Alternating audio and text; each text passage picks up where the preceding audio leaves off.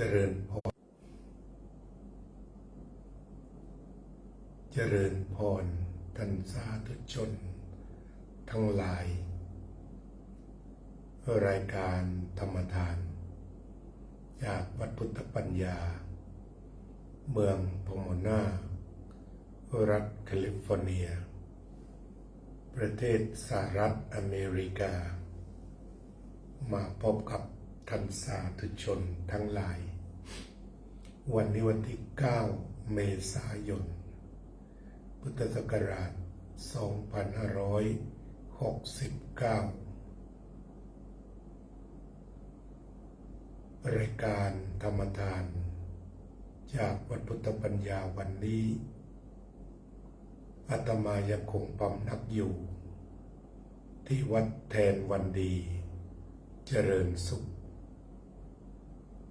เขตบางขุนเทียนกรุงเทพมหานคร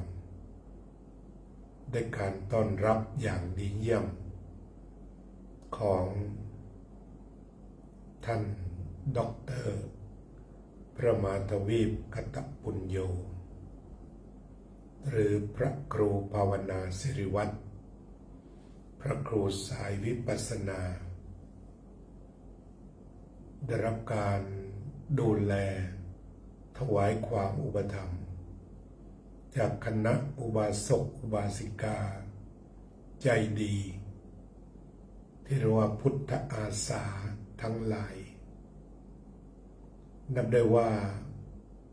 วัดแทนวันดีเจริญสุขประสบความสำเร็จในการสร้างบุคลากรแบบพระพุทธศาสนาเพื่อเต็มเป็นที่บำเพ็ญบุญ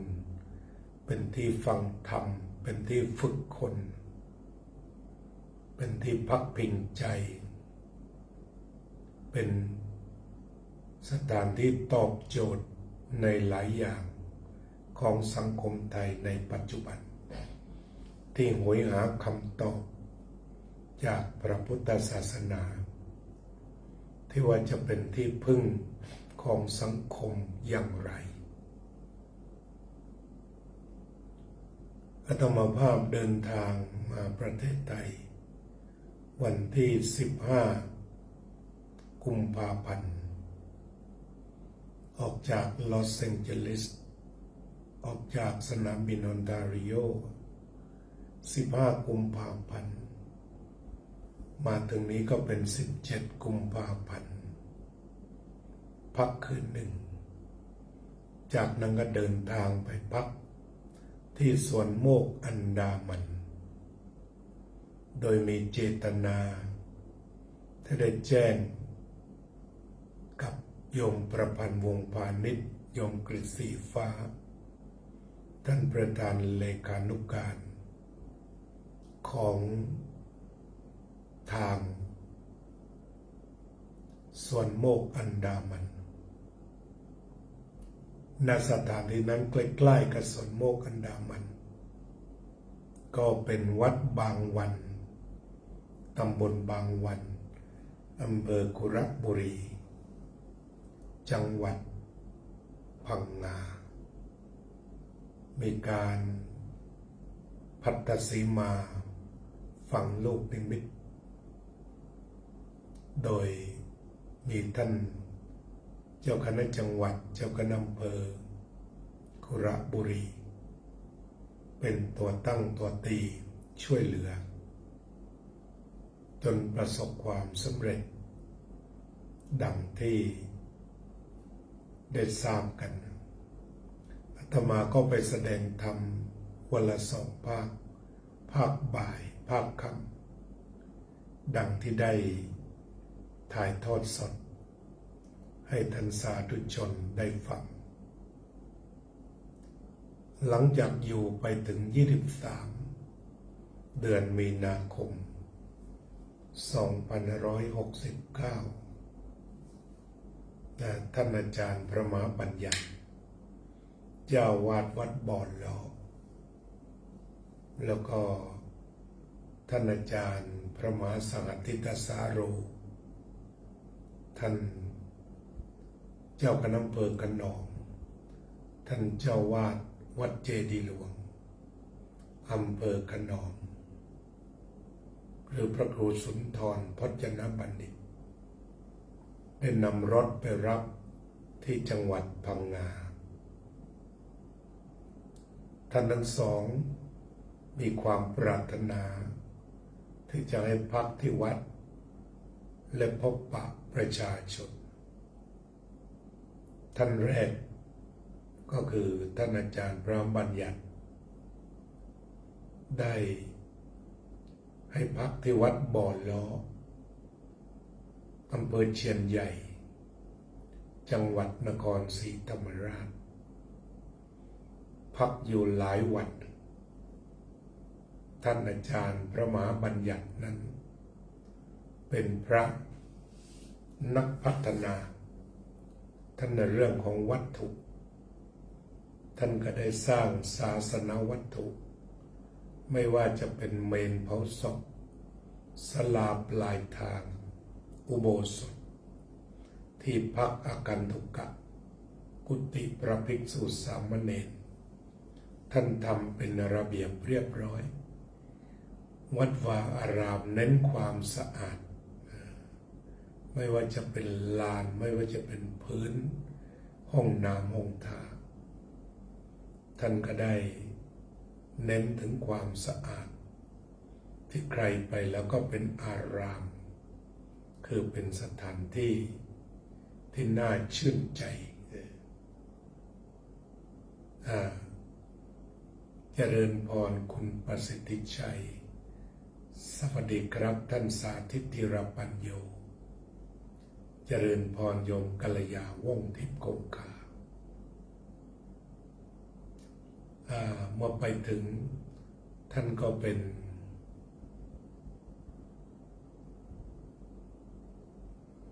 ครับมาเมืองไทยก็ทบทวนโปรแกรมอยู่ที่วัดบ่อล้อก็มีทั้งแสดงธรรมวันพระวัน8 ค่ำ 15 ค่ำชื่นชมพี่น้องชาวเชียนใหญ่ชาววัดบ่อล้อ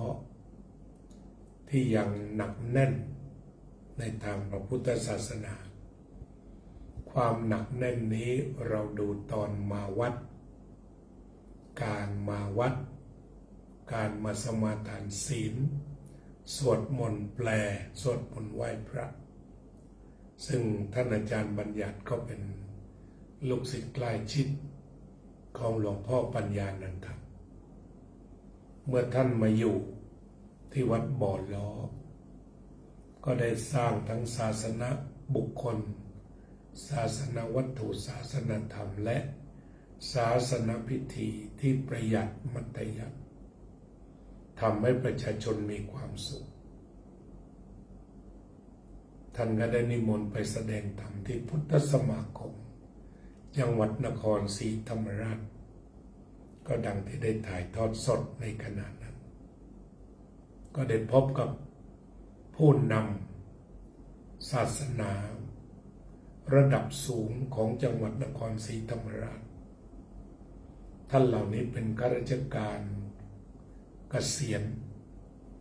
จากทุกหน่วยงานแล้วก็ร่วมใจมาทำงานอุทิศให้แก่พระพุทธศาสนาตรงนี้ก็ถือว่าเป็นเรื่องที่น่าชื่นใจที่นครศรีธรรมราชเป็นเมืองพระพุทธศาสนิกชนมุ่งมั่นเกษียณอายุแล้วยังมีประโยชน์มากมีความรู้มากทุกสาขาวันนั้นก็ได้ไปพูด1 ชั่วโมงท่านอาจารย์พระมหาบัญญัตินั้นก็เป็นผู้ที่มุ่งมั่นเจริญพรโยมดวงสมรวงเล็มในงานเผยแผ่วันนั้น2 งานพูดที่นครที่วัดพระธาตุคนสนใจกันมากถ้าท่านได้ย้อนดูภาพเก่าๆ ได้ย้อนดูรายการธรรมะสดวันนั้น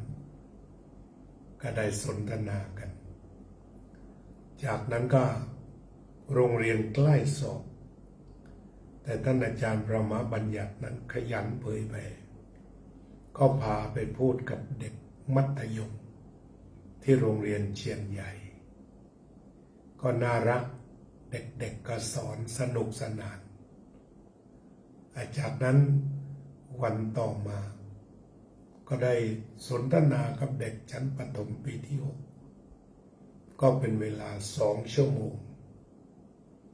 นับว่าท่านอาจารย์นั้นเป็นนักเผยแผ่มีจิตวิญญาณที่เผยแผ่อย่างดี จากนั้นท่านก็นำไปเยี่ยมชมพระที่นั่งหรือว่าเป็นพระราชนิเวศที่แก้มลิงนะซึ่งปัจจุบันนี้สมเด็จพระเทพและพระเจ้าอยู่หัวรัชกาลที่10ก็เสด็จไปทรงงานประชาชนก็มีความอบอุ่นน้ำท่าอุดมสมบูรณ์ที่อำเภอปากพนังโครงการแก้มลิงมีน้ำใช้อุดมสมบูรณ์ในฤดูร้อนฤดูฝนก็จะเป็นที่เก็บน้ำไม่ให้น้ำท่วมไปถึงก็ระลึกถึงพระคุณของพระบาทสมเด็จพระเจ้าอยู่หัวรัชกาลที่9อย่างซาบซึ้งจากนั้นเราก็ไปดูแหลมตะลุมพุกซึ่งเคยเกิดพายุใหญ่ตอนอาตมาอายุ3 ขวบเกิด2505แล้วก็ได้ไปพบอาจารย์เก่าแก่ชื่อพระมหาปิญโยซึ่งอยู่ที่วัดธรรมานันท์ท่านก็ได้เป็นศิษย์เก่าที่นั้นสมัยบวชเนน40 รูปท่านสอบนักธรรมได้ทั้งหมด11 รูปรวมทั้งท่านด้วยก็ส่งไปให้หลวงพ่อปัญญานันทะแล้วก็จะเจริญเติบโตจนเป็น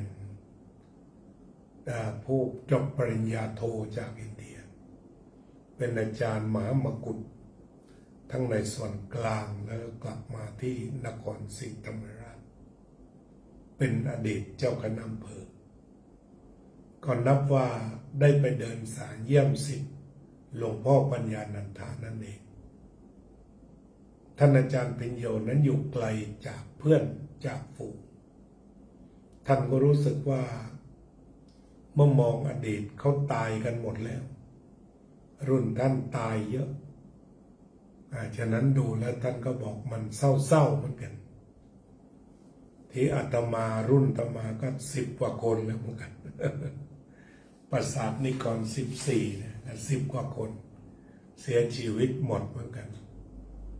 ก็ได้เตือนว่าเราก็คงจะไม่ไกลเพราะว่าเพื่อนไปแล้วเราก็คงจะตามไปก็มีพิธีทำบุญให้เพื่อนๆที่ล่วงลับไปแล้วด้วยนี่ออกจากบ่อล้อก็มาที่วัดเจดีย์หลวงอาตมาก็เป็นอดีตเจ้าอาวาสวัดเจดีย์หลวงเจ้ามีรกรากแห่งความรักความผูกพันกับพี่น้องที่นั่นอย่างแน่นแน่นคนเก่าๆก็เสียชีวิตไปเยอะเด็กที่โตรุ่นใหม่ก็จำไม่ได้เพราะว่าเด็กที่วิ่งเล่นเรียกตาหลวงตาหลวงตอนนี้ก็เป็นพระพรรษาเยอะๆเด็กที่มาเล่นในวัดเคยสอนคอมพิวเตอร์ให้ตอนนี้ก็ลงสมัครผู้ใหญ่บ้านโยมตุกรัชดาพรจากภูเก็ตเจริญพรนั่นก็คือเหตุการณ์30 กว่าปีนะเราก็68เด็กพวกนั้นมันก็ไล่เรามาก็ทำให้เราเห็นถึงวิวัฒนาการว่าเราก็แก่ไปตามวัยจะต้องมอบบ้านมอบเมืองให้เด็กรุ่นหลัง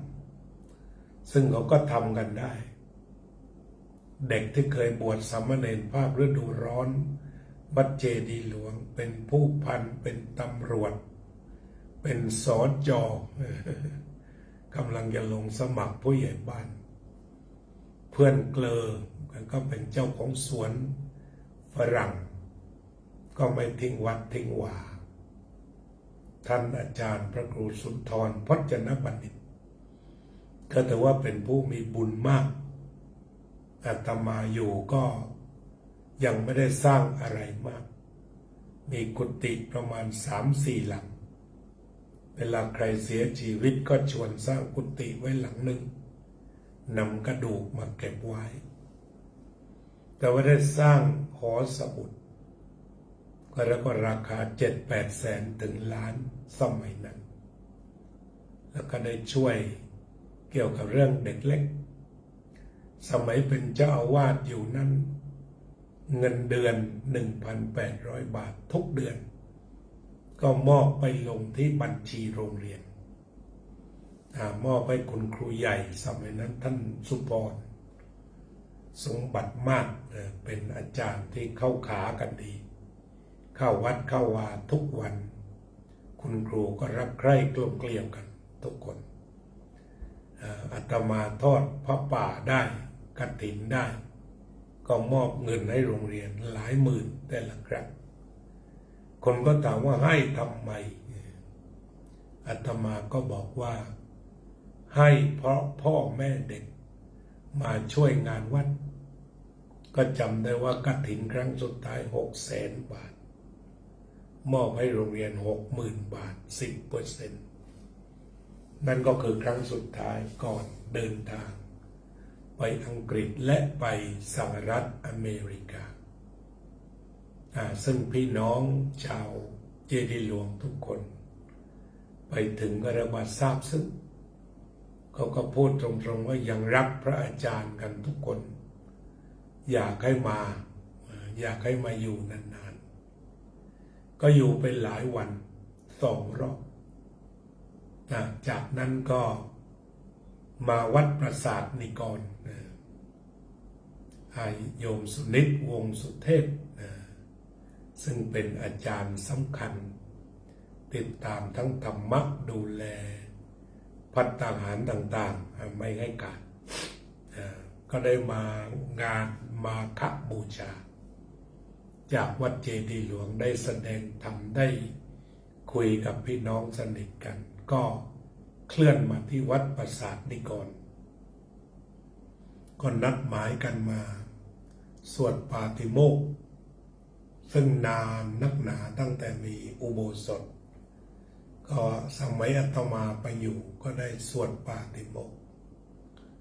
แล้วก็ได้ชวนโยมปฏิบัติธรรมคนมากันเกือบจะถึง100มาที่ลานธรรมอย่างอบอุ่นมีการปฏิบัติอานาปานสติแล้วก็นำญาติโยมเวียนเทียนเรียกว่าเป็นการปฏิบัติมาฆบูชาปีหน้าถ้าสถานการณ์เปลี่ยนแปลงไม่เยอะก็บอกว่าจะมาตรงกับมาฆบูชานั่นเองเพราะอาตมาแล้วก็เผยแผ่ธรรมคืออาจจะพูดว่าทำอะไรกับเขาไม่เป็นนอกจากเทศได้เทศจนหมดเสียงที่วัดปราสาทนิกรเทศทุกวัน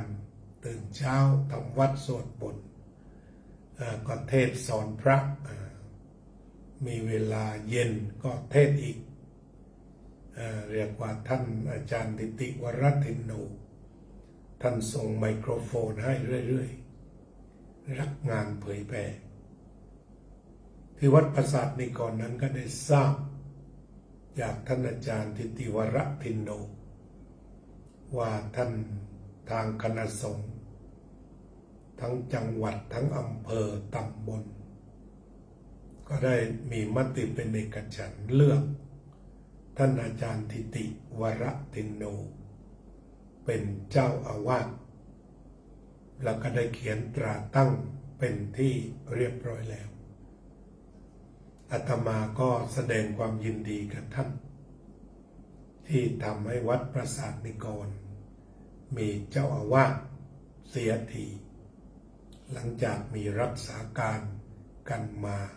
หลายปี ก็คงจะนำความปราบปลื้มปีติมาสู่ญาติโยมเหมือนกับที่อาตมาปราบปลื้มปีติท่านอาจารย์ทิตินั้นก็เป็นข้าราชการบำนาญบวชในงานของในหลวงรัชกาลที่ 9รวมแล้ว9 พรรษาก็ได้รับการแต่งตั้งเป็นเจ้าอาวาสวัดปราสาทนิกรท่านเองก็ได้ปฏิบัติดีปฏิบัติชอบทำวัดเช้าทำวัดเย็นไม่ขาดแล้วก็ชวนพระที่มาอยู่ทำวัดเช้าทำวัดเย็นชวนญาติโยมทั้งหลายที่มาอยู่แล้วก็จัดการดูแลพี่น้องด้านชาปนกิจศพด้วยราคาที่ถูกมากราคาล่าสุดเรื่องเมนเรื่องเผารวมแล้วก็แค่ 4,000 บาทก็ถือว่าเป็นที่ชื่นใจที่ทำเพื่อประชาชนท่านมุ่งหน้าตั้งตาทำอาตมาก็ชื่นใจเห็นว่าท่านเป็นเจ้าอาวาสสมบูรณ์แบบตอนนี้เพราะว่าท่านเป็นคนปราสาทนิกรมาแต่เด็กเดินมาเรียนหนังสือวัดปราสาทนิกรก็มาร่วมกันเดินผ่านวัดปราสาทนิกรทุกวันอันนี้เรียกว่าเป็นคนมีบุญ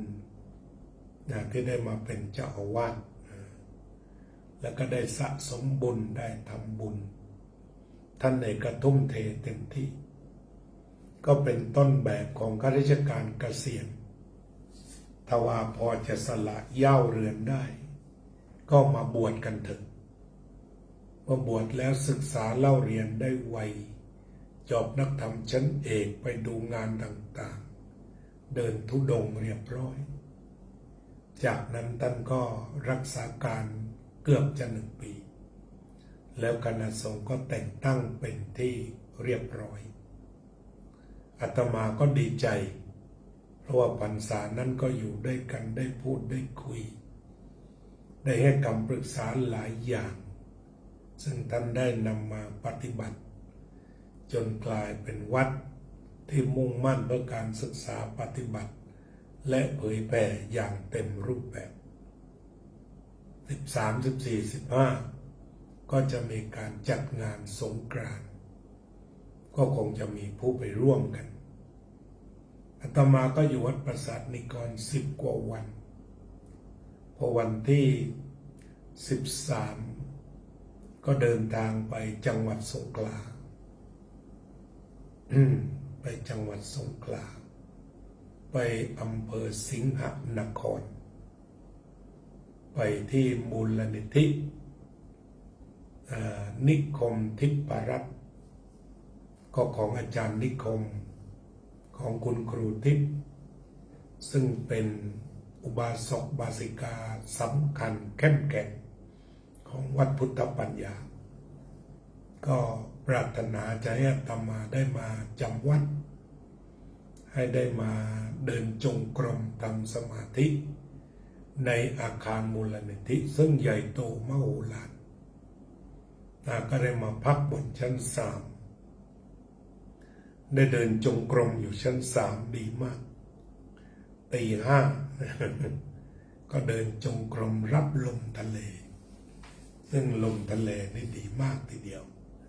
เจริญพรโยมระเบียบพรนกระโทกโยมกุลาภพัชรดุลแล้วก็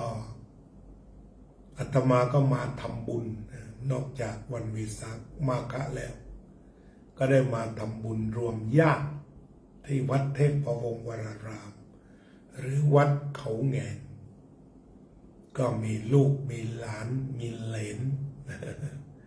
รวมแล้วก็50 กว่าคนเกือบจะ70ก็ทำบุญกันอบอุ่นทีเดียวผู้สูงอายุเห็นลูกเห็นหลานมีความสุขถึงแม้จะไม่มีลูกหลานเองไม่มีลูกเองแต่ก็หลานเหลนเหล่านี้เห็นแล้วก็อบอุ่นเสร็จงานแล้วก็เดินทางไปเยี่ยมกรมหลวงชุมพรพาพี่สาวไป ไปชายทะเลไปกันหลานนานๆที่จะพบกันรวมญาติรวมครอบครัวรียูเนียนก็ว่าอย่างนั้นนะจากนั้นก็ไปอยู่บ้านมูลนิธิทิพนิคมทิพรัตน์ไปถึงวันที่15 มีนาก็เรียกว่า1 เดือนเต็มจึงได้มีการสวดมนต์บ้านทำบุญอุทิศญาติพี่น้องของโยมนิคมทิพรัตน์โยมทิพย์แล้วก็โยมเยี่ยมสวดมนต์อุทิศมีพระซึ่งเป็นเพื่อนของอาจารย์นิคมมาเป็นจำนวนมากเป็นพระผู้ใหญ่เจ้าคณะตำบลเจ้าคณะอำเภอทั้งฝ่ายธรรมยุทธ์และมหานิกายฝ่ายมหานิกายนั้นท่านอาจารย์มหาบัญญัติเป็นผู้นำฝ่ายธรรมยุทธ์ทั้งหมดก็ให้ความเคารพท่านอาตมาพูดธรรมะแล้วก็ได้ถ่ายทอดสดไปให้พี่น้องได้ชมแล้วก็ย้อนกลับมาเที่ยวทะเลน้อยซึ่งมีพัฒนาการอย่างมากเขารักควายน้ำก็คือควายนี่แหละอยู่ในทะเลสาบเลยทีเดียวหาหญ้าอะไรกินนกน้ำนานาชนิดพืชพันธุ์ธัญญาหารสวยงามน่าเที่ยวแล้วก็จากนั้นก็มาวัดเจดีย์หลวงอีก 3-4 วันก็ปรากฏว่าเนื่องจากเดินทางอากาศเปลี่ยนอาการไข้ก็ขึ้นก็มานอนป่วยอยู่ที่วัดเจดีย์หลวงเนื่องจากสภาวะชื้นก็ทำให้ไอขับเสลดซึ่งมันแห้งๆทำให้เสียงแห้งจนรู้สึกดีขึ้นที่วัดเจดีย์หลวงก็มีสมุนไพรเป็นพวกชะพลูเป็นพวกสวรสต่างๆที่เป็นวิตามินซีสดใส่เข้าไปเต็มที่แต่มีน้ำส้มมีน้ำกระทกรกหรือสวรสน้ำมะนาวน้ำผึ้งใส่เต็มที่ 3-4 วันก็ดีขึ้นเดินทางตลอดพอวันที่21 เดือนมีนาคมก็มีนัดที่เชียงใหม่ก็เดินทางไปสู่เชียงใหม่พักผ่อนพอ23 มีนาคมก็ได้นำเอากองทุนเงินจากกองทุนรักโลกรักน้องที่วัดพุทธปัญญาประเทศสหรัฐอเมริกาไปมอบที่โรงเรียนบ้านแม่วากอำเภอแม่แจ่มจังหวัดเชียงใหม่ตัวตนนั้น60,000 บาทท้วนแล้วก็ยังมีเงินจากโยมกุ้งโยมไก่ฝากเป็นอาหารพิเศษก็ได้เลี้ยงเอาเงินนั้นเลี้ยงโดยตรงซึ่งผอ.ว่าพิเศษจริงๆมีทั้งก๋วยเตี๋ยวมีทั้งลูกชิ้นผอ.รู้จักว่าเด็กกินอะไรน้ำอัดลมสีต่างๆผอ.บอกพิเศษจริงๆจากนั้นเราก็ฉันด้วยฉันอาหารด้วยฉันอาหารเสร็จซึ่งอาตมาก็เป็นเน้นผักเขาก็หาผักป่ามาถวายเป็นพิเศษจึงเดินทางไปโรงเรียนพุทธเกษตรอำเภอขุนยวมจังหวัดแม่ฮ่องสอนแล้วก็เป็นโรงเรียนที่น่าประทับใจเสมอคือ 1. คุณครูเสียสละสูง 2. เด็กก็ยากจนและก็ด้อยโอกาสหลักสูตรที่เขาสอนเพื่อให้เด็กช่วยตัวเองได้สามารถดำนาได้ปลูกข้าวได้เกี่ยวข้าวได้สีข้าวได้เพาะเห็ดได้ทำปุ๋ยหมักได้ทำยาใ ให้แมลงหนีได้ โยมนิพาพรบอกหลวงพ่อเดินทางตลอดขอให้สุขภาพแข็งแรงทุกเส้นทางโดยสวัสดิภาพอันนี้ก็โยมนิพาพรยิ่งรุ่งโรจน์เจริญพรอันนี้ก็คืองานที่ทำที่ประเทศไทยแล้วก็ไปในช่วงที่เจอน้ำมันขาดแคลนจริงๆปกติท่านผอ.ทรายซึ่งได้เตรียมน้ำมันเต็มถังใช้เวลาซื้ออยู่2 วันโดยไปเอาปั๊มนี้ได้500ปั๊มนี้500ปั๊มนี้500ได้เต็มถังแต่ก็ปรึกษากันว่าไม่ประมาทถ้าเราวิ่งไปถึงจอมทองถ้ามีปั๊มเราก็จะเติมก็พยายาม2 ปั๊มไม่มีน้ำมันดีเซลนั่นคือ23 มีนาคมไม่มีจริงเราก็เลยขึ้นไปทำหน้าที่พอเสร็จจากโรงเรียนพุทธเกษตรซึ่งมอบเงินให้70,000แล้วก็มีอาหารพิเศษของโยมกุ้งโยมไก่เหมือนเดิมมอบให้เรียบร้อยจากนั้นท่านผอ.ท่านบอกว่าผอ.ที่นั่นท่านบอกว่าเดี๋ยวหาน้ำมันให้น่าจะหาน้ำมันได้ไป3 ปั๊มที่ขุนยวมไม่มีจากนั้นท่านผอ.ทรายซึ่งเป็นครูมาตั้งแต่เริ่มบรรจุจนเป็นผอ.ก็วนเวียนอยู่ที่เชียงใหม่แม่ฮ่องสอนนี้ขับรถรอบแรกจากแม่แจ่มไปแม่ฮ่องสอนเขาบอกว่าขับไปแล้ว 1,846 โค้ง 1,846 โค้งขากลับนี่นับไม่ถ้วนเหมือนกัน กว่าจะลงถึงจอมทองแล้วก็หาปั๊มน้ำมันมาเรื่อยรวมแล้ว23 ปั๊มไม่ได้เลย23 ปั๊มพอทรายบอกว่าบ้านอยู่ทางแม่ริมอยู่ทางค่ายทหารได้ปั๊มที่25ได้500ดึกแล้วพอจะได้ไปถึงบ้าน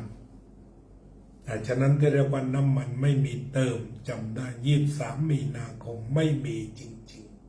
ๆไม่มีให้เติมจริงๆอันนี้ก็คงจะทราบกันแล้วนี่ก็คือการปฏิบัติงานจากนั้นก็เดินทางกลับมากรุงเทพที่วัดแทนวันดีเจริญสุขวันที่29อาจารย์ศาสตราจารย์ดร.อุทิศสิริวัลย์ได้อาราธนาไปเป็นผู้แจกทุนนิตยพัฒน์ถวายสามเณรที่วัดโมลีโลกยารามซึ่งเราทำกันมา6 ปีก็มีหนังสือพิมพ์เดลินิวนำไปลงว่าเมื่ออาตมามองเห็นแล้วมีความสุขญาติโยมชาววัดพุทธปัญญามีความสุขเราก็ถวายทุนบ้างถวายค่าภัตตาหารเช้า 5,000ถ้าจะถวายทั้งวันเพลอีกรวมแล้ว 30,000 เพลด้วยน้ำปานะน้วยซึ่งถือว่าเป็นราคาที่พอทำได้แต่ว่าถ้าใครจะเลี้ยงพระ500 700ก็สุดแล้วแต่จะเหลือเนี่ยบางทีมี100 เดียวก็ตามมื้อละ 5,000 เรียกว่าทำบุญได้อาตมาเดลินีเขาถามว่าอาตมาจะมีความสุขตอนพระสอบได้ใช่ไหมอาตมาก็บอกว่าไม่ได้มีตอนสอบได้แต่ว่าเมื่อไหร่ที่เห็นพระเนรฤชี มาเรียนภาษาบาลีอาตมาก็มีความสุขทันทีและพร้อมที่จะทำบุญอันนี้หัวใจจริงคือเห็นใครบวชเนนบวชพระอะไรต่างๆเนี่ยก็ทำบุญทันทีตอนนี้เป็น 32,000 บาทก็ 1,000 ดอลลาร์พอดีถ้าคิดเป็นดอลลาร์รวมๆก็ 1,000 ดอลลาร์ก็คงจะหาวันเกิดที่หลายคนลงขันกันบางที10 คนก็น่าจะเป็นไปได้เราก็คงทำบุญกันต่อไปตามที่มี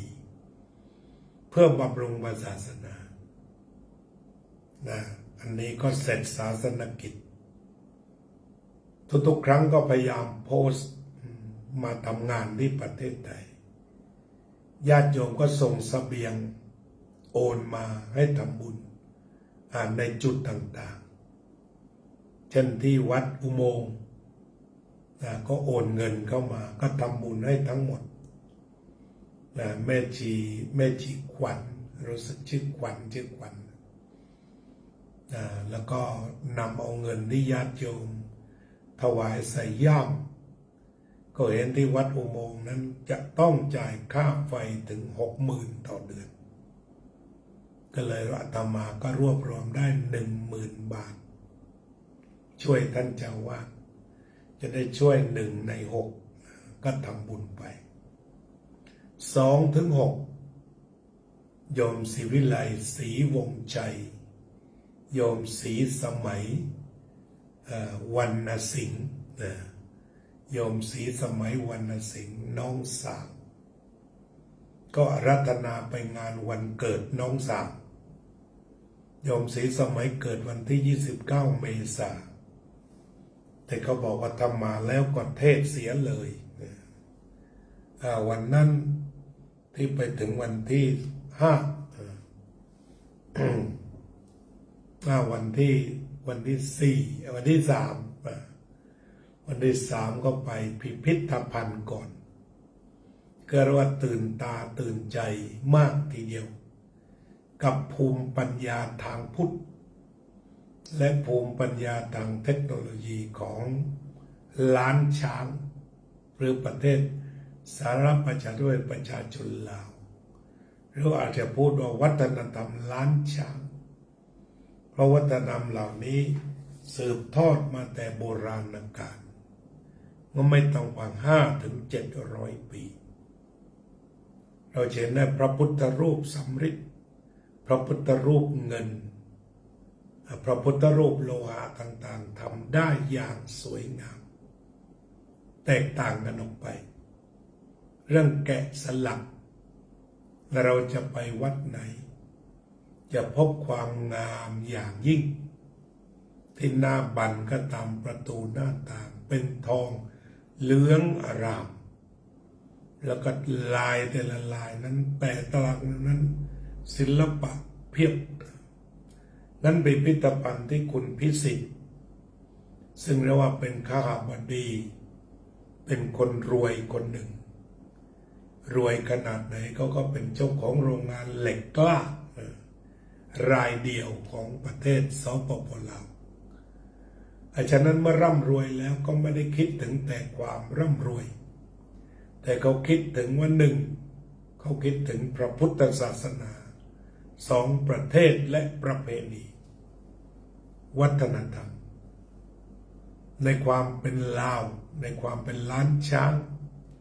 ซึ่งได้สะสมวัฒนธรรมกระจัดกระจายไปทั่วแล้วเขาก็ทำพิพิธภัณฑ์อันเป็นสัญลักษณ์ของพระพุทธศาสนาอาตมาถือว่าพิพิธภัณฑ์อาร์ตลาวอาร์ตก็ถือว่าลาวอาร์ตมิวเซียมเนี่ยก็ถือว่าเหมือนโรงรอบทางวิญญาณของส่วนมุกทุกจุดถ้าเราได้อธิบายธรรมะได้หมดเช่นห้องโถงเรียกว่าเสาสวยมาก9 เสาโลกุตตรธรรม9 คือไกด์เขารู้แบบเลือนลางแต่ไม่ลึก แต่ว่าเธอก็อยากจะเรียนรู้ชื่อภูคำฉะนั้นอาตมาไปก็ผลัดกันแลกเปลี่ยนความรู้เขาก็อยากได้ทางธรรมของอาตมาหรือว่าภาพปางพระพุทธเจ้าเปิดโลกเขาทำครบเลยเห็นทั้งมนุษย์โลกเทวโลกพรหมโลกและนรกเหมือนในพระไตรปิฎกก็เป็นภาพที่เขาทำแต่อดีตและอีกอันหนึ่งเรียกว่าทิ้งเป็นมรดกโลกไปเลยการแกะสลักก็เรียกว่าระดับโลกที่หาจะชนะเขายาก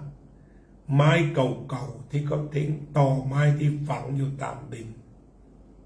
ก็ไปขุดขึ้นมาแล้วก็ออกแบบนำพระพุทธรูปไปใส่ฉะนั้นที่อาตมาประทับใจก็คือว่าในการที่ข้าบดีคนนี้และประเทศจีนช่วยกันลงทุนพิพิธภัณฑ์นี้ประมาณ$50 ล้านซึ่งอาตมาไม่ได้คิดว่าเป็นธุรกิจจีนหรือเป็นธุรกิจลาวแต่เป็นมรดกโลกแท้จริงคือใครได้ไปเสพศิลปะตัวนี้เข้าถึงมรดกโลกอย่างแท้จริงหรือเรียกว่าถ้าพูดถึงองค์ความรู้เป็น University of Buddhism อีกแห่งหนึ่งแล้วก็มีโถงสุดท้ายมีพระพุทธรูปประมาณ10,000 กว่าชิ้นหรือ20,000 ชิ้นซึ่งอาตมาเคยไปญี่ปุ่นมาเรียกว่าชิดซ้ายเป็นอนุบาลไปเลยนั้นการไปเยือนมิวเซียมอย่างเดียวเนี่ยอิ่มด้วยความลิ้มรสวัฒนธรรมซึ่งก็สืบทอดเป็นวัฒนธรรมพุทธท่านผู้จัดคือคุณอภิสิทธิ์คุณพิสิทธิ์เขาก็คิดว่าหนึ่งเขามีความรักเขารักพุทธศาสนาเขารักวัฒนธรรมเขารักประเทศลาวสองเขามีจินตนาการมี imagination มีความฝันมี dream ด้วยมีความฝันและมี imagination และจากนั้นก็สร้างสตอรี่ขึ้นมาก็ขอบคุณทั้งคุณพิสิทธิ์นักธุรกิจแล้วก็ขอบคุณแบงก์ต่างๆที่ให้กู้เงินบอกกันแล้วก็ขอบคุณชาวจีนที่ไม่ได้มากอบโกยเอาวัฒนธรรมหรือทรัพยากรต่างๆแต่มาเพื่อรังสรรค์วัฒนธรรมแม้เขาจะเป็นคอมมิวนิสต์จะเป็นโซเชียลิสต์แต่เมื่อเข้าถึงกันจริงๆแล้ววัฒนธรรมอย่างรุ่งเรืองและก็ร่ำรวยแล้วก็ต่อมาก็โยมศิวิไลอยากให้อาตมาไปสัมผัสกับรถไฟความเร็วสูงเดินทางไปหลวงพระบางกันกลับจากพิพิธภัณฑ์ก็แสดงธรรม2 รอบเดี๋ยวอาตมาเดินทางไปพักที่วัดไตใหญ่เคยพักเป็นครั้งที่2ท่านเจ้าวาดใจดี ก็กำลังปรารภว่ากำลังทาสีกุฏิก็มีร่างร้านระโยงระยางถามว่าเท่าไหร่ท่านบอกประมาณ200,000 บาทไทย200,000 บาทไทยอาตมาก็นั่งนับดูเงินโยมที่ฝากไปก็ยังอยู่ยังพออยู่เอาเรียกว่ารวมแล้วได้10,000 บาทเลยมาแจ้งเจตจำนงกับโยมศิวิไลว่าเดี๋ยวเราจะมีวันหนึ่งที่เราจะถวายพระป่าให้กับวัดไตใหญ่เขาถามว่าทำไมเห็นแล้วศรัทธาไปเห็นวัดมันงามมันสวยและความสวยงามเหล่านี้ก็เกิดจากการบริจาคของพี่น้องชาวลาวซึ่งสืบทอดกันมาเป็นร้อยปีเป็นคนไม่ตระหนี่เป็นคนเสียสละแล้วก็ทิ้งร่องรอยอารยธรรมที่สวยงามเอาไว้ ฉะนั้นอาตมาระยะสั้นอยากมีส่วนร่วมในการรังสรรค์อารยธรรมของประเทศลาวในวัดวาอารามเอาเงิน10,000วางไว้ให้คนสี่สมัยซึ่งเป็นแม่ออกสำคัญของวัดตาใหญ่เป็นโยปถาของพระเนนคอยดูแลอาหารการบริโภคใจบุญมากไม่แพ้พี่สาวนับเสร็จแล้วก็ปรากฏว่ามารวมกันอีกลูกหลานรวมกันได้อีกหลายพันบาทไทยสรุปแล้ว เช้าก็เดินเคลื่อนขบวนไปทำเป็นพระป่าสวยๆสวยมากทำไวถวายพระป่าเสร็จบอกว่าให้ออกมาเป็นเงินกีบใช้ได้เลยก็ได้ประมาณ9 ล้านกว่ากีบก็ไปดูในข่าวนะออกข่าวไปแล้ว9 ล้านกว่ากีบก็ทำให้มีส่วนในการมารังสรรค์มาทาสีมาบูรณะปฏิสังขรณ์ด้วยแต่ก็ขอขอบคุณพี่น้องของโยมศิวิไลทุกท่านน้องเป๊ปซี่โคลานะเขามีหลานชื่อเป๊ปซี่โคลา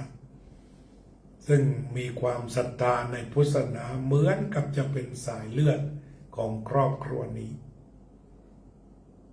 น้องเป๊ปซี่กับภรรยาหยุดงานแล้วก็ติดตามโยมศิวิไลไปหลวงพระบางกัน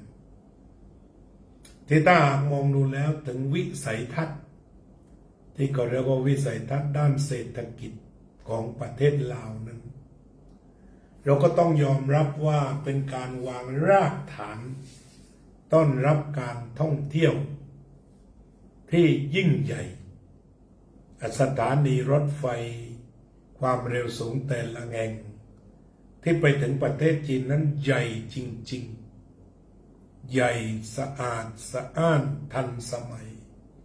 อุปกรณ์เครื่องใช้ไม้สอยทันสมัย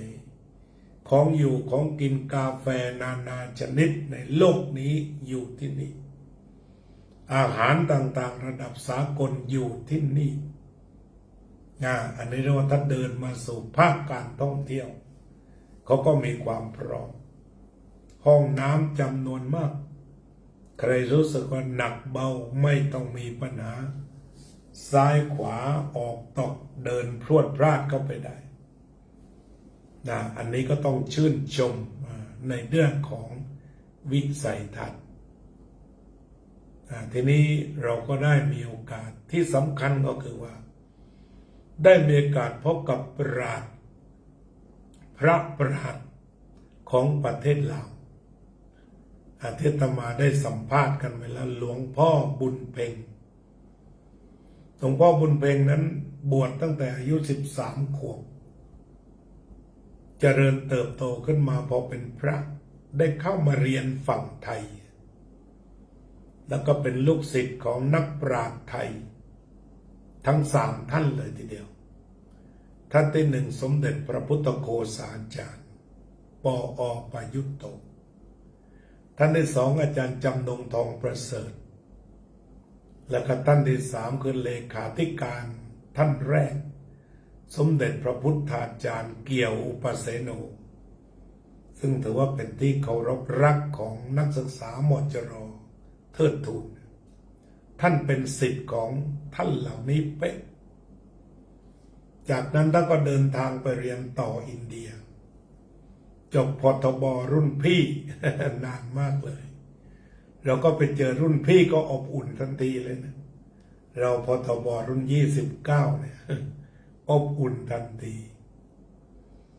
ก็ไปสนทนาธรรมกับท่านเราก็ล้วงลึกกันได้ทราบท่านบอกว่าพอท่านจบปริญญาโทกลับประเทศจะไปต่อปอเอกช่วงนั้นเปลี่ยนแปลงการปกครองใหม่เขาไม่ยอมทำพาสปอร์ตให้ท่านไปเรียนต่ออินเดียแต่ท่านก็ตั้งใจทำงานช่วยบ้านเมือง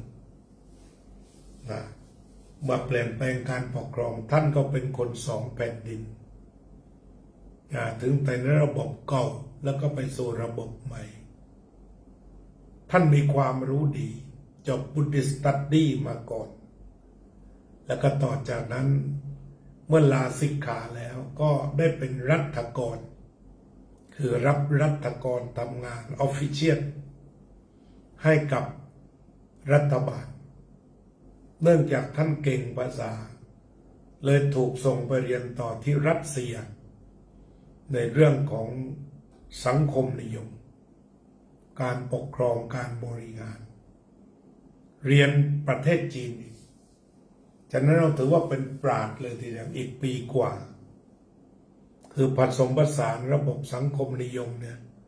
จนเข้าใจแล้วก็มาเปรียบเทียบกับพุทธแล้วก็ท่านก็เป็นถึงสสแล้วก็สวและรัฐกรฉะนั้นเราอาจจะเห็นได้ว่าบางประเทศเช่นประเทศเขมรถ้าชงไม่ดีระบบสังคมนิยมหรือคอมมิวนิสต์จะล่อพระก่อนเลยแต่ทางประเทศลาวเนี่ยไม่มีข่าวเรื่องการไปทำร้ายเรื่องเบียดเบียนพระสงฆ์นี่ไม่มีเปลี่ยนแปลงการปกครองวัฒนธรรมประเพณียังเหมือนเดิมและถ้าเราสืบดูร่องรอยหลวงพ่อบุญเพ็งนี่แหละที่จะเป็นผู้นำเอาตัวพุทธธรรมแล้วก็ทำความเข้าใจกับรัฐบาลระบบสังคมนิยมได้เป็นอย่างดีจนกระทั่งเข้ากันแนบสนิททางรัฐบาลก็ไม่ได้รังเกียจเรื่องพระสงฆ์องค์เจ้าฉะนั้นตั้งแต่อดีตพระสงฆ์ที่เรียนจบเมืองไทยกลับประเทศลาวก็จะได้รับราชการเป็นรัฐกรส่วนใหญ่30 ปีที่แล้วที่อาตมาอยู่วัดอุโมงค์มีพระภิกษุจากลาวไม่ต่ำกว่า20 รูปมาอยู่วัดอุโมงค์เรียนจบมจร.เชียงใหม่กลับไปได้งานทุกคนเนี่ยมาอยู่วัดแทนวันดีเจริญสุขหลวงพ่อพระครูภาวนาสิริวัฒน์รับมา9 รูปจบตรี 4จบโท 5ตอนนี้กลับไปเป็นเจ้าอาวาสแล้วก็กลับไปเปิดโรงเรียนสอนเด็กๆในถิ่นห่างไกลเพราะนั้นไปเจออาจารย์บุญเพ็งเราก็ได้อธิบายถึงระบบการปกครองคณะสงฆ์เรียกว่าอิ่มอาตมาก็เคยคุยกับชาวลาวจำนวนมากทั้งในอเมริกาแล้วก็เวลาไปสมัยก่อนก็ไม่กระจ่างเหมือนคุยกับท่านอาจารย์บุญเพ็งนี้ท่านบอกว่าเป็นอย่างไรบ้างก็บอกประทับใจมาตั้งแต่พิพิธภัณฑ์แล้วก็ตอนนี้ก็ประทับใจหลวงพ่ออีกท่านอายุ85ก็เรียกว่าจากลากันด้วยความชื่นมื่นทีนี้เราก็มาเข้าสู่โยมต้อยติ่งเจริญพรโยมต้อยติ่งใจกล้าเราก็เข้ามาดูพระบางมหาวิหารพระบางตรงนี้ก็จะเป็นอะไรที่งามมากเลยนะโบสถ์หรือว่ามหาวิหารงามจริงๆกับทุกตารางนิ้วเราก็ห้ามถ่ายภาพก็เลยได้สวดมนต์นั่งสมาธิสวดอิติปิโสภาหุงอย่างชื่นใจทีนี้หลวงพ่อบุญเพ็งเนี่ยท่านก็ได้อธิบายถึงพระ2 รูปนั่นคือพระแก้วมรกตแล้วก็พระหลวงพระบางท่านก็บอกพระทั้ง2 รูปนี้ศักดิ์สิทธิ์เคยอยู่ล้านช้างแต่เวลาหนึ่งท่านใช้คำนี้พระแก้วมรกตไปรักษาสยามให้พระบางรักษาล้านช้างฟังแล้วท่านเป็นลิ้นการทูตที่ยอดเยี่ยมเป็นนักการทูตเชื่อมสัมพันธไมตรีที่ยอดเยี่ยมที่ท่านทำให้ระบบสังคมนิยมอ่อนโยนต่อศาสนาพุทธเนี่ยตมาฟันธงระบบการปกครองคณะสงฆ์ปัจจุบันนี้ก็เรียกว่าเป็นสหพันธ์ ก็คือรวมตัวกันจากทุกส่วน ก็เหมือนมีการเลือกตั้งในส่วนหนึ่งนั่นเองแล้วก็เราก็มาดูริมโขงกัน ก็ปรากฏว่าเป็นเรื่องที่น่าประทับใจ การขายของพี่น้องชาวลาวในหลวงพระบางนั้น ขายของพื้นถิ่นขายวัฒนธรรม แม้แต่ที่ทิ้งขยะนี่ก็สานด้วยหวายหรือสานด้วยไม้ไผ่แล้วก็ร้านตามริมคลองก็ทำด้วยไม้ไผ่ส่วนใหญ่ขายมะพร้าวอ่อนก็มีภาพที่ท่านประธานาธิบดีโอบามาไปดื่มน้ำมะพร้าวอ่อนอยู่ริมโขงแล้วก็มีน้ำปั่นส่วนใหญ่ก็เป็นเรื่องของสุขภาพก็ไม่ดูว่ามันมีสุรามีเบียร์อะไรมากมายแต่ว่าจะกินน้ำปั่นขายน้ำปั่นกันเป็นส่วนใหญ่แล้วก็ขายอาหารท้องถิ่น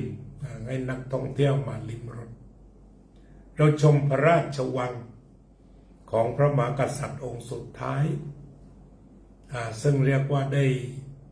เป็นราชวงศ์องค์สุดท้ายแล้วเราก็มองเห็นว่าพระราชวงศ์นั้นได้ทิ้งสิ่งที่ล้ำค่าไว้ทั้งหมดเพราะทรัพย์สินสมบัติที่ดินต่างๆก็ล้วนเป็นของชาติทั้งหมดก็ได้ข้อคิดนะว่าท่านก็ไม่มีใครเอาอะไรไป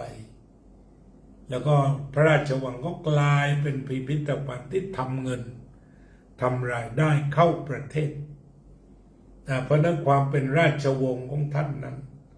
ก็มีคุณูปการะทั้งสองระบบไม่ว่าจะเป็นระบบกษัตริย์หรือระบบสังคมนิยมระบบกษัตริย์ก็คงยังเอื้อเฟื้อต่อการทำรายได้กับประเทศอยู่อีกต่อไปวันต่อมาก็มาคุยที่วัดท่าโออาจารย์แก้วอาจารย์แก้วท่านเคยบวชตั้งแต่8 ขวบศึกตอน10 ขวบศึกไปไม่นานก็บวชต่อมาถึงปัจจุบันนี้อายุท่าน62 ปีพรรษาน้อยกว่าอาตมา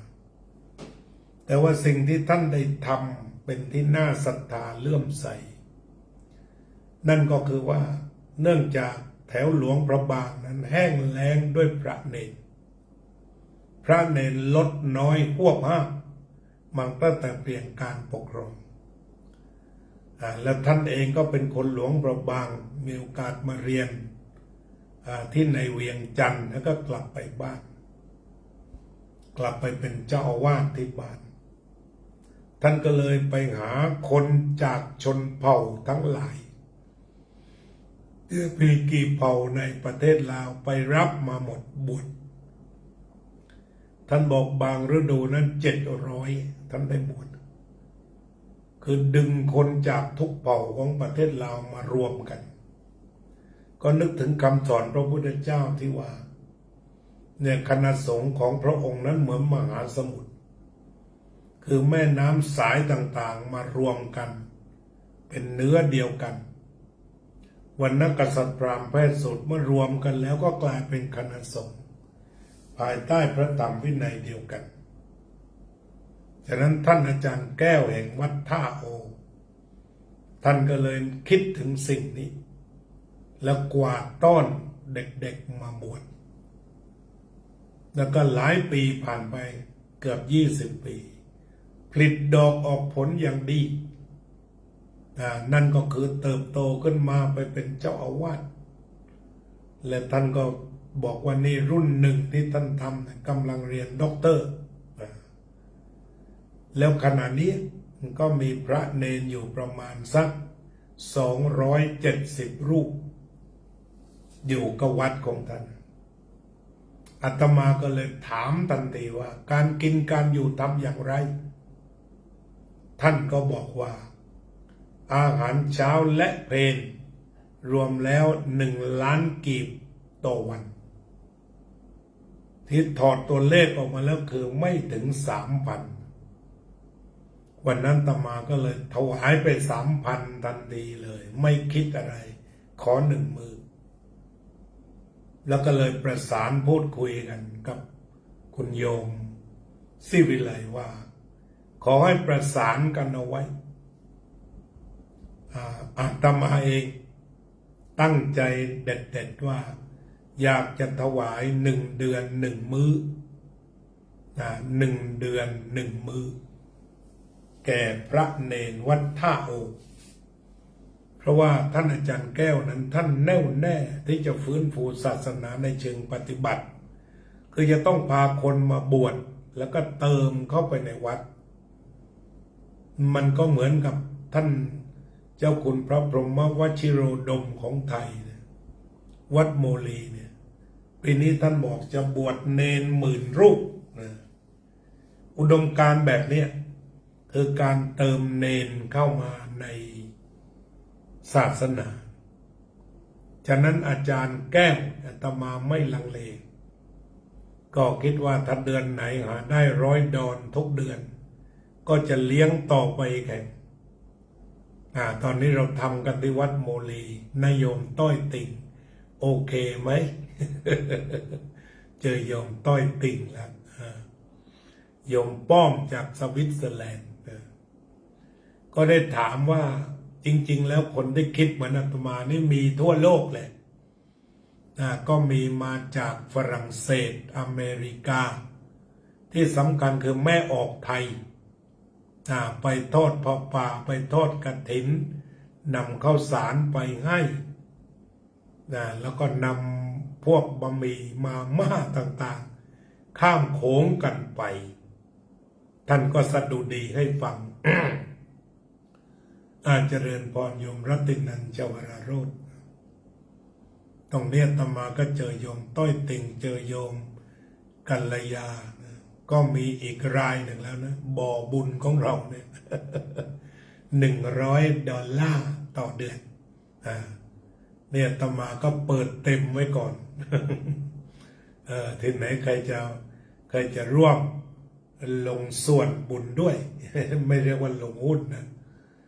ก็น่าจะได้ก็คิดว่าน่าจะไปได้ทุกเดือนเราก็เรียกว่าชาวพุทธเป็นหนึ่งเดียว We are one ไม่ว่าชาวพุทธไทยไม่ว่าชาวพุทธลาวไม่ว่าจะเป็นชาวม้งชาวแม้วลาวเทิงลาวลุ่มเนี่ยเราก็ถือว่าชาวพุทธหนึ่งเดียวส่งเสริมได้บุญทั้งนั้นอันนี้ก็เป็นปณิธานของอาตมาตกลงว่าไปเยือนลาวคราวนี้ได้บุญติดไม้ติดมือมาเป็นก้อนเลย ได้บุญเป็นก้อนเป็นนั้นมาเลยทีเดียวก็พามาฝากพี่น้องชาววัดพุทธปัญญายินดีและเต็มใจอย่างยิ่ง เดี๋ยวเรามานั่งคุยกันมานั่งคุยกันเดือนละ1 ล้านกีบแล้วเราก็จะคุยกันแล้วว่าโอนตรงกับหลวงพ่อเจ้าวาดโดยจะให้น้องเป๊ปซี่หลานของโยมศิวิไลก็เป็นว่าเราจะประสานผ่านโยมศิวิไลและหลังจากนั้นโยมศิวิไลก็จะให้หลานเป๊ปซี่โอนเข้าไปหาหลวงพ่อแก้วเดือนละครั้งเดี๋ยวเราก็จะกำหนดกันว่าวันที่เท่าไหร่คือวันของวัดพุทธปัญญาก็ได้แม่ใหญ่กัลยาแล้ว ได้แม่ใหญ่แล้ว สาธุแม่ใหญ่แม่ใหญ่ต้อยติ่งด้วย2 รายก็ได้แล้ว หรือสุดแล้วแต่ท่านหรือเราอาจจะออกเป็นข้าวสารข้าวสารก็สำคัญเหมือนกันหลวงพ่อท่านพาเนนไปบิณฑบาต4 สายมีรถรับส่งก็ถือว่าพระเนน270วันละล้านกิจไม่ธรรมดาท่านมีบารมีฉะนั้นพวกเราก็เรียกว่าเกาะขบวนเฉยๆมาเกาะขบวนเฉยๆอันนี้ก็ได้บุญมาฝากละ2 ฝั่งโขงสายบุญ2 ฝั่งโขงของจริงละนะเมื่อก่อนอาจารย์ทองรัตน์ได้พูดถึง2 ฝั่งโขงเอาไว้ตอนนี้เราก็จะสานต่อ สายบุญสองฝั่งโขงนะดีไหมชื่อโครงการเราดีไหมสะพานบุญสองฝั่งโขง ตรงหนองคายนี่เรามีสะพานบุญสองฝั่งโขงสะพานเชื่อมอยู่สะพานมิตรภาพแต่เราจะทำสะพานบุญสองฝั่งโขงเพราะไม่โยมช่วยกันตั้งชื่อโครงการสะพานบุญสองฝั่งโขง เราจะขอเลี้ยงเดือนละ1 มื้อไม่ขาดต่อจากนั้นใครมีศรัทธาเราก็จะไปกันต่อครับนี่ก็รายงานแล้วก็เดินทางกลับจากประเทศเราด้วยความอิ่มบุญอิ่มธรรมอย่างแท้จริงแล้วก็วันสุดท้ายจากเยี่ยมหลวงพ่อแก้ว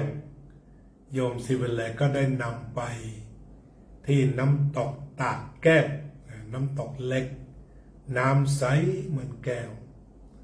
แล้วก็ต่อไปก็ไปน้ำตกกวางซี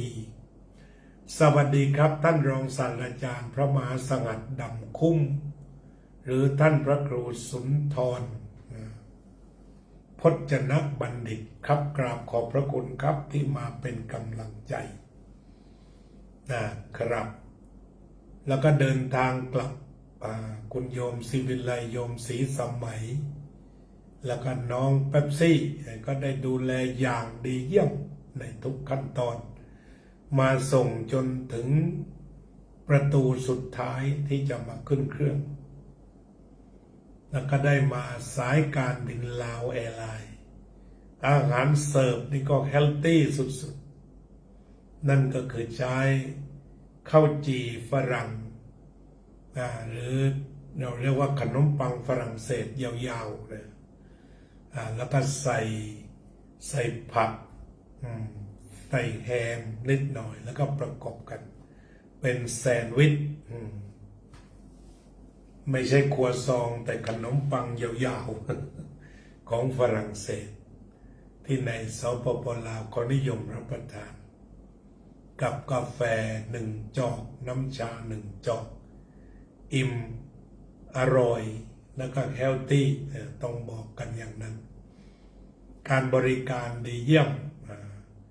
ก็เป็นว่าประชาสัมพันธ์ประเทศลาวให้ทุกคนได้ฟังก็กลับมาพักที่วัดแทนวันดีเจริญสุขของพระครูภาวนาสิริวัฒน์ของเราก็ต้อนรับขับสู้ดูแลดีที่สุดด้วยปัจจัย4เมื่อวานนี้ก็ร่วมกันช่วยกันอบรมข้าราชการวันก่อนก็ออกรายการแล้วก็วันนี้พรุ่งนี้ขอให้เดินทางโดยสวัสดิภาพครับ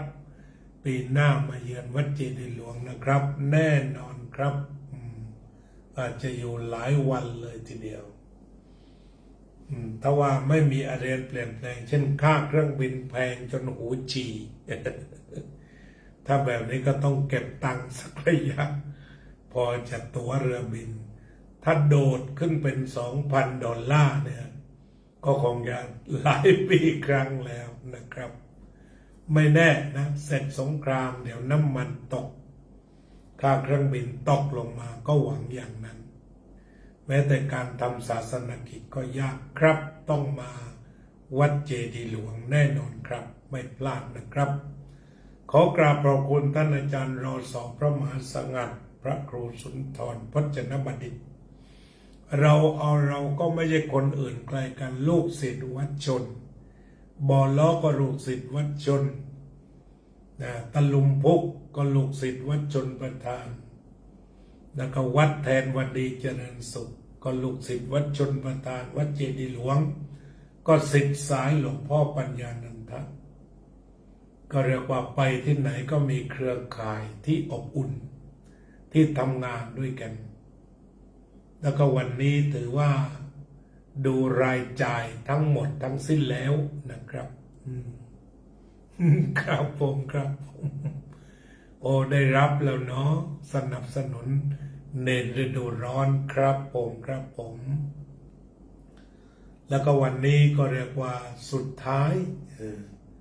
ก็คิดถึงโยมเวลาออกเดินทาง ใส่ย่ามให้บ้างโอนมาให้บ้างหลายท่าน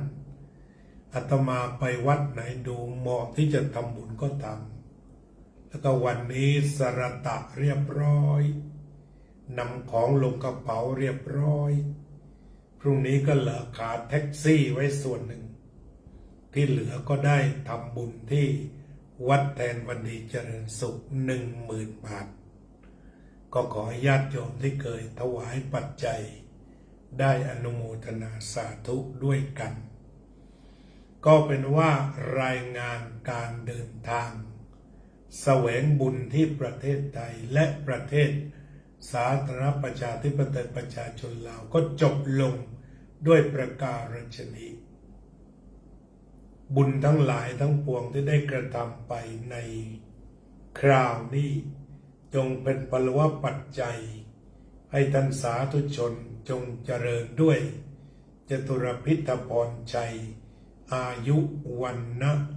สุขะพละสุขสงบเย็นในร่มพระธรรมของพระสัมมาสัมพุทธเจ้าตลอดไปเถิดอาภิวาทนาสีลิสะนิจจังวุธาปัจจายโนจัตตารโอธัมมาวัฏันติอายุวันโนสุขังภะลังขอกราบขอบพระคุณท่านอาจารย์บัญญัติด้วยนะครับที่อวยพรสาธุโยมนิพาพรด้วยสาธุโยมศิวิไลเพิ่งเข้ามาก็โยมศิวิไลแชร์ด้วยนะแชร์ให้น้องๆเป๊ปซี่น้องโคล่าน้องสไปร์ฟังด้วยโยมบัวผันไม่ได้เข้าวันนี้แชร์กันด้วยมีบุญมาฝากอาตมาก็ขออนุญาตพักผ่อนนะอาจจะทำรายการTikTokอีกก็รู้สึกว่าวันนี้ไม่ง่วงอาจจะตื่นเต้นลึกๆหรือเปล่าก็ไม่รู้ เจริญพร